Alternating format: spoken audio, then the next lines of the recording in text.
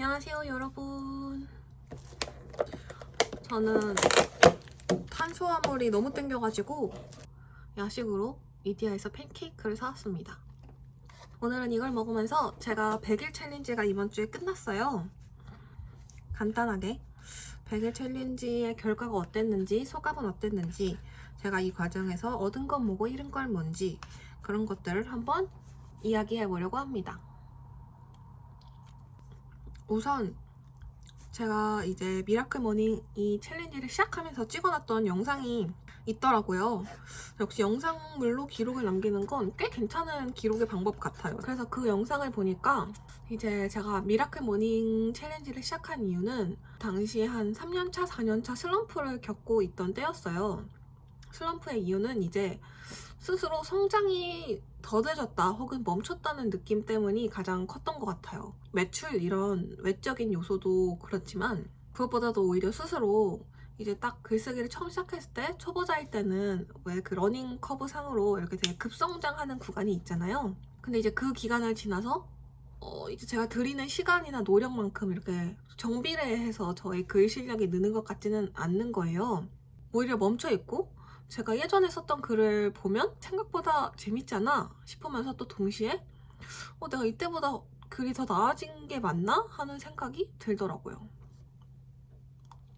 그래서 이 슬럼프를 어떻게 넘어가면 좋을까 생각을 하다가 미라클 모닝 챌린지를 해야겠다. 자, 돌이켜보면 인생의 어떤 뭐랄까 위기 혹은 슬럼프가 있을 때마다 항상 아침에 일찍 일어나는 방법을 택했었거든요. 그런데 그 당시에도 뭐 사실 늦게 일어나지는 않았어요. 워낙 좀 습관이 돼나서 한 9, 8시? 아무리 늦어도 9시 이전에는 일어나는 생활을 했었는데 거기서 8시 기상에서 갑자기 뭐 6시 기상으로 옮기려니까 겨우 2시간 옮기는 건데도 그게 마음이 잘 안 먹어지는 거예요. 옛날에 정말 막 마음이 힘들었을 때는 그때는 5시 반 기상도 하고 뭐 5시 기상도 했었는데 제가 생각할 때 약간 먹고 살만해져가지고 막 대단한 위기가 아니라는 생각이 드니까 사람이 변하는 게 쉽지가 않더라고요. 그럼 이걸 어떻게 하면 좋을까 하다가 누군가 조금의 사람이라도 나를 지켜봐주면 내가 잘 해낼 수 있지 않을까 생각을 해서 유튜브를 시작했던 겁니다. 그래서 그냥 제가 예전에 한 2년인가 3년 전 그때도 유튜브를 아주 잠깐 해봤는데 이게 브이로그 찍고 편집하고 하는 게 보통 일이 아니더라고요. 생각보다 시간이 되게 많이 드는 작업이거든요. 그래서 그때는 이제 멈췄었는데 이제 모든 쓸모없는 경험이 없다고 그때 한번 해봤으니까 아 그래 내가 마감을 쳐내면서 그 긴 영상을 편집하는 건 무리니까 그러면 그냥 쇼츠 1분짜리 쇼츠를 매일매일 찍어서 올리는 것 정도는 내가 할 수 있겠다 싶어서 1%씩만 성장해도 그게 복리로 작용해서 나중에는 훨씬 더 대단한 결과를 나타낸다고 하잖아요. 조금씩 변하는 거여도 좋으니까 한번 오후에는 매주 새로운 챌린지를 해보자. 조금이라도 나를 변화시킬 수 있는. 그리고 세 번째, 그 과정을 유튜브로 사람들에게 한번 공유를 해보자. 함께 가보자 하는 목표를 세웠습니다. 이 정도만 세우고 그냥 냅다 했던 것 같아요. 그 다음날부터. 이제 100일, 석 달하고도 열흘 되는 시간이 마침내 끝났습니다.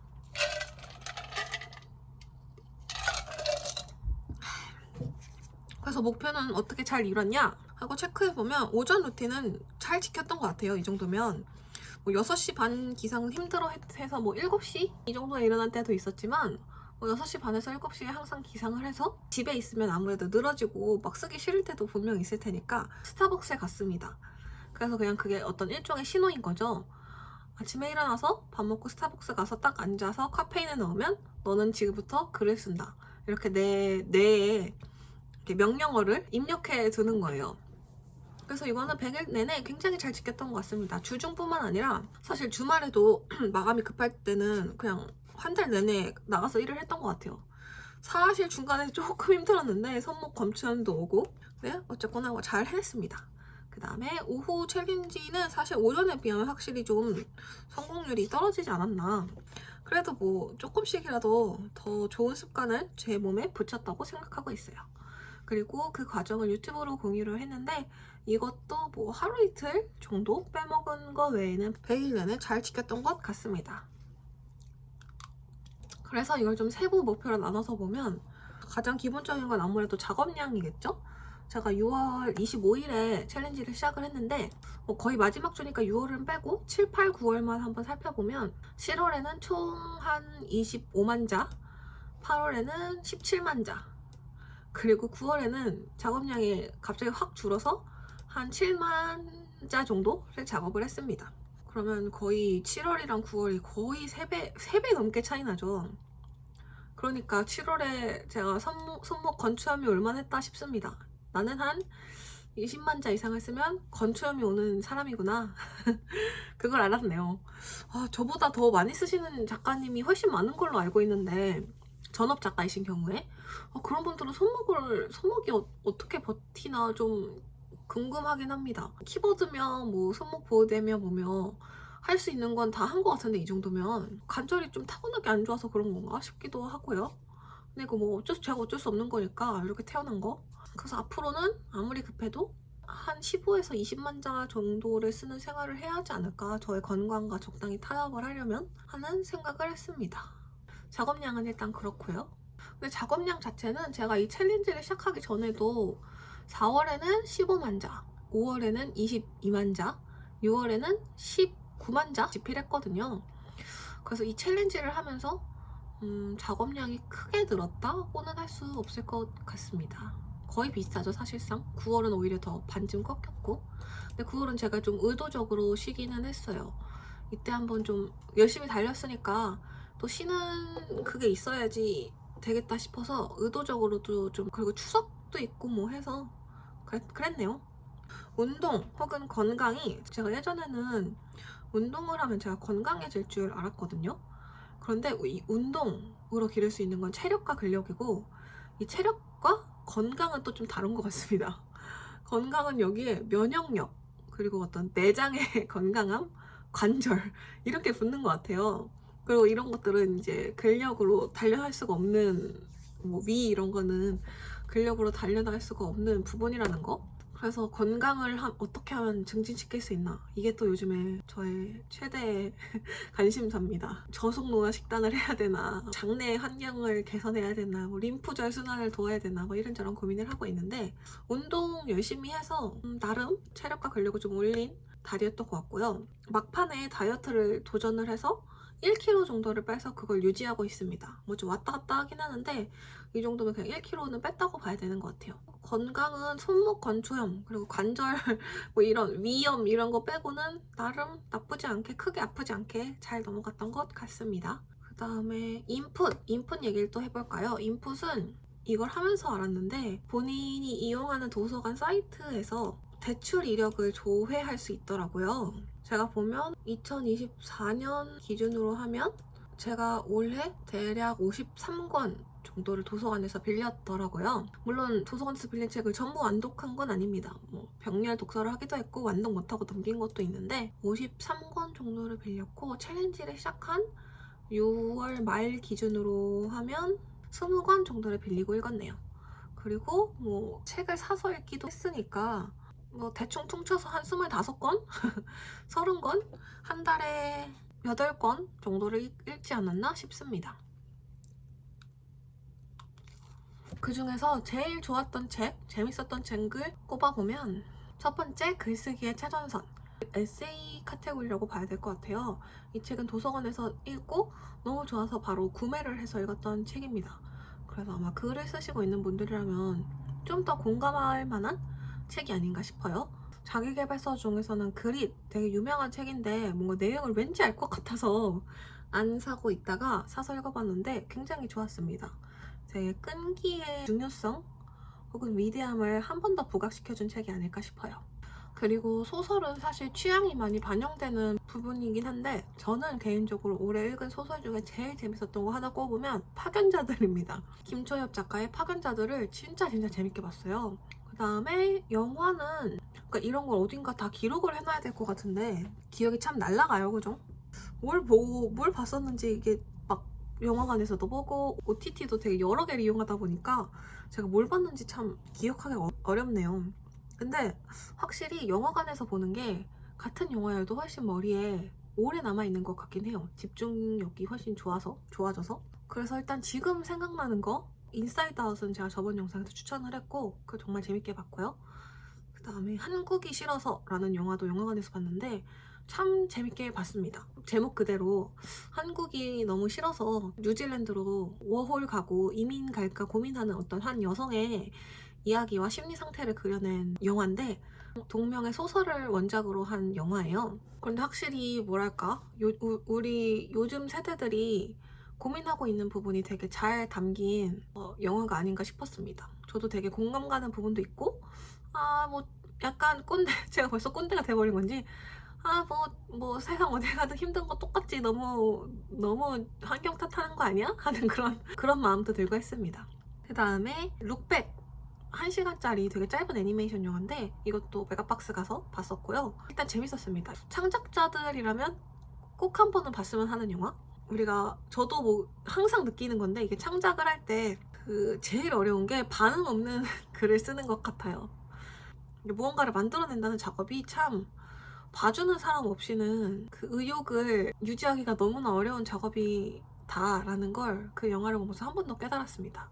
그래서 이걸 보시는 분들 중에 창작 생활을 하고 있는 분들이라면 정말 한 번쯤 볼만한 영화다라는 생각이 들고요. 또 뭘 봤었지? 베테랑2도 영화관에서 봤습니다. 근데 그거는 그냥 그랬어요. 제 취향은 아니었습니다. 또 OTT로 봤던 건 파묘. 제가 영화관에서 한참 난리일 때 일부러는 아니고 못 봤습니다. 제가 무서운 걸 좀 못 봐요. 너무 쫄려가지고 그래서 일부러 OTT 나오면 보려고 아껴두고 있다가 그마저도 집에 혼자 있을 때는 쫄보여서 못 보고 그 헬스장 가서 밝고 양기 넘치는 그곳에서 땀 흘리면서 봤는데 재밌더라고요. 인기 왜 있는지는 알겠더라고요. 되게 덕질할 만한 요소가 가득한 영화라는 거. 그래서 그것도 되게 재밌게 봤고요. 그리고 헬길랍 대만 영화인데 그것도 봤습니다. 그건 개인적으로 제가 허광한 그 배우를 너무 좋아해가지고 한번 팬심으로 봤었네요. 제가 상견니 드라마를 진짜 재밌게 봤거든요. 대만이 특히 그런 풋풋한 청춘물을 잘 담아내는 것 같아요. 날씨 때문인가? 상견니 보고 그 허광한 배우님 팬이 되어서 그 헬길랍이라는 영화도 봤었고요. 소재가 독특하긴 한데 내용 자체는 조금 애매했습니다. 드라마는 이거 드라마라고 해도 되는지 모르겠는데 더 인플루언서 그거 정말 너무 재밌게 봤어요. 근데 그거는 따로 제가 리뷰 영상을 찍어가지고 정말 재밌게 봤다는 거까지만 얘기를 하고 최근에 엄마 친구 아들 이것도 초반부를 되게 재밌게 봤었습니다. 그런데 지금 한 5화쯤 넘어갔는데 그냥 그래요. 그리고 그 파트너 이거 재밌더라고요. 이혼 전문 변호사님이 쓰신 대본이라는데 그래서 그런지 이 사례들이 너무 현장감 넘치고 너무 실제감 넘쳐서 정말 재밌게 봤어요. 그리고 되게 보면서 웹소적인 요소들이 많이 들어가 있다 하는 생각도 했습니다. 이거 추천이고요. 그랬습니다. 웹소설도 당연히 틈틈이 보긴 했는데 요즘에 약간 글태기 같은 게 와가지고 웹소설은 좀 전처럼은 많이는 못 보고 있어요. 그냥 초반부 어떤 소재랑 어떤 전개 방식을 썼는지 정도만 체크하는 정도로 최근에 읽었던 것 같습니다. 전에 영상에서도 말했지만 제가 웹소설 작가여가지고 뭐랄까요? 친분은 없지만 다른 동료 작가님을 함부로 평가하기가 너무 애매하더라고요. 그래서 웹소설은 제목이나 작가님의 이름을 언급하지는 않겠습니다. 그리고 제가 이제 신작 탐구하면서 이제 만화책을 볼 때도 많거든요. 검색으로 2024년 일본 만화책 판매량 순위 이렇게 검색을 했는데 그 10위권 안에 주술회전, 스파이 패밀리, 체인소맨 이렇게 있어가지고 다 들어는 본 것들인데 이것도 만화책으로 1권씩 한번 정주행했었습니다. 그리고 제 취향에는 체인소맨이 재밌더라고요. 이게 체인소맨이 하도 유명해서 제가 그 넷플릭스에 있는 애니메이션으로는 본 적이 있는데 얼마 못 보고 그냥 꺼버렸거든요. 너무 이게 19세 관람가라 너무 잔인해가지고 제가 또 잔인하고 피 튀기는 거 이런 걸 잘 못 봐요. 영상으로는. 글이나 만화책으로는 잘 못하는 거 이상하게. 그래가지고 이 만화책으로 보니까 이게 훨씬 재밌더라고요. 너무 제 취향이었어요. 그래서 이걸로 1권 보고 지금 이건 다 보고 한번 만화책으로 쭉 읽어볼 생각입니다. 재밌더라고요. 그리고 제가 영화로 본 그 룩백의 원작도 이 체인소맨 작가님이 쓰신 단편 만화를 기반으로 한 영화라고 하더라고요. 그래서 약간 거친 듯한 팬선 느낌이 좋았어요. 진격의 거인 생각도 나고 재밌었습니다. 자, 인풋은 이 정도로 한 것 같고요. 자, 우리가 이제 이게 직업인 이상 아마 더 수입 얘기가 가장 궁금하실 것 같아요. 그래서 그렇게 열심히 써서 수입은 좀 괜찮냐? 요즘 경기도 어렵다는데 괜찮았냐? 이렇게 궁금해하실 것 같아서 살짝 언급만 해보자면, 일단 저도 되게 그냥 멋지게 100일 챌린지 딱 끝나고 저 뭐 잘 됐습니다, 작품도 다 잘 터졌고 기대 이상이고 기분 좋습니다, 이렇게 딱 말하고 싶은데, 안타깝게도 이번에 성적이 그냥 그랬습니다. 막 망했다 이 정도까지 얘기할 건 아닌 것 같아요. 제가 받은 프로모션 내에서 그냥 뭐 제가 생각했을 땐 평타거나 혹은 약간 그 이상, 이 정도로 평가할 수 있을 것 같습니다. 그런데 제가 내고 싶은 건 대박이거든요. 평타 이런 게 아니라. 그래서 조금 실망스러웠다, 사실 수입은. 그리고 이대로 가면 작년 대비 수입이 오히려 낮아질 것 같다, 이런 걱정을 하고 있습니다. 물론 아직 한 해가 아직 안 끝났고 이제 신작 계약들이 좀 남아 있어가지고 뭐 이래저래 버무리고 하면 뭐 하는데, 아무튼 그렇습니다. 근데 이 부분은 참 애매한 것 같아요.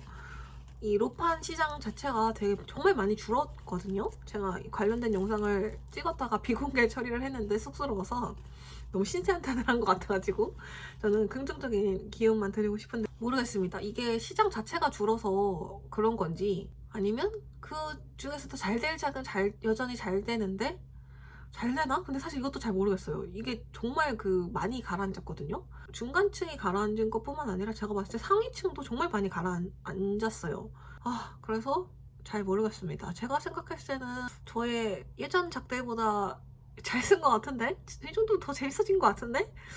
매출은 고만고만하거나 뭐 살짝 높아진 그 정도여서, 이게 내가 여전히 작품을 잘 못 써서인지 시장에 영향이 있는 건지 이 판단이 잘 안 되는 게 약간 아쉬운 부분이에요. 그래서 이 부분은 저도 계속 좀 고민 중입니다. 장르를 바꿔야 하는지, 다작을 해야 되나, 아니면 한 작품에 집중해서 퀄리티를 높이는 작업을 해야 되나? 근데 이게 또 어떤 상반된 이야기가 아니긴 해요. 사실 퀄리티를 높이는데 가장 좋은 방법은 그냥 다작을 하는 거거든요. 많이 쓰면 어쨌거나 실력이 늘 수밖에 없다고 생각을 해요. 막 진짜 뇌 빼고 이렇게 손가락만 움직여서 쓰는 게 아닌 이상, 계속 전업 작가인 이상 어쨌거나 글을 쓰면서 계속 생각을 하는데 이게 잘 될까, 잘 하나, 그러면 결국에 컬업을 하는데 가장 좋은 방법은 다작이라고 생각을 하거든요. 그리고 이게 글쓰기나 이런 것뿐만 아니라 다른 데도 다 똑같이 적용되는 이야기라고 하더라고요. 이게 시험 효과라고 하는데, 성적을 높이는데 왜 개념을 이해하고 뭐 수업을 잘 듣고 이런 게 중요할 것 같지만, 실은 그냥 시험을 많이 풀어보면 어쨌거나 점수가 제일 빨리 효율적으로 오른다, 이런 심리학 논문도 있거든요. 그래서 이거는 저도 지금 되게 고민하고 있는 부분이라는 거까지만 말씀드릴 수 있을 것 같아요. 근데 하나 다행인 건, 저는 제가 막 이렇게 대박을 기대하고 있으니까, 사실 누구나 그렇잖아요. 작가들은 다 내면 대박 났으면 좋겠다 이런 생각을 하고 소설을 내게 되는데, 제가 제일 걱정했던 건 사실 내 기대만큼 성적이 안 나와서 내가 또 굴 펴고 들어갈까봐, 너무 우울해지고 이럴까봐 그게 걱정이었는데, 생각보다 너무 이렇게 잘 이겨내고 있어서 나 많이 강해졌군, 이런 생각이 들었습니다.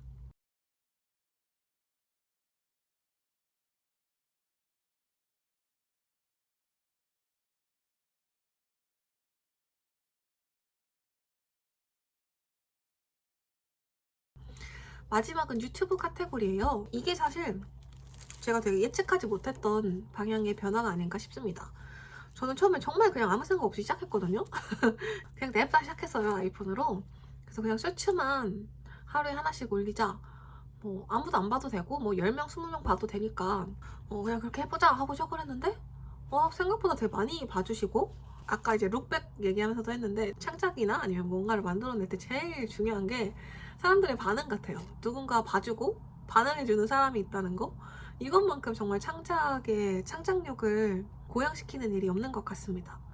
그래서 이게 막 엄청난 숫자는 아니지만, 제가 막 10명 20명 봐도 감사하겠다 생각했는데 그거보다 더 많은 분들이 봐주시고, 뭐 구독자도 2년 전에 시작했을 때 있었던 200명에서 지금 석 달 만에 1,500명이 되었어요. 정말 다시 한번 너무 감사드리고, 그래서 생각보다 유튜브에 지금 약간 진심이 되어가지고 긴 영상도 막 일주일에 하나씩 올리고 이러고 있습니다. 이게 이번 챌린지를 하면서 약간 제가 전혀 예상하지 못했던 방향의 변화가 아닌가 싶어요. 그리고 제가 아까 말했듯이 이번에 진짜 대박 터지면 어떡하지? 막 이렇게 설레었다가 성적이 뭔가 예상보다 안 나왔는데도 크게 막 엄청 우울해지거나 땅굴 파고 들어가거나 이러지 않을 수 있었던 이유 중에 하나가 바로 유튜브가 아닌가 싶습니다.